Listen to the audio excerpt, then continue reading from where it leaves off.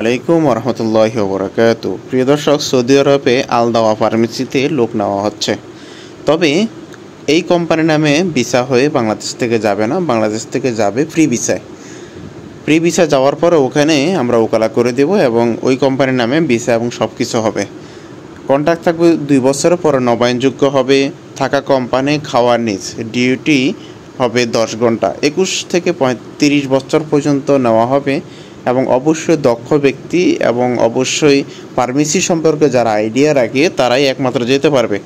আর যত ধরনের সুযোগ সুবিধা রয়েছে, ভিসা, এরপরে আপনার যে মেডিকেল, ইন্স্যুরেন্স, সব কিছু আপনার সৌদি শ্রম অনুযায়ী পেয়ে থাকবে। তো এখানে জেনারেল ওয়ার্কার যারা, তাদের 1300 রিয়াল বেসিক বেতন হবে।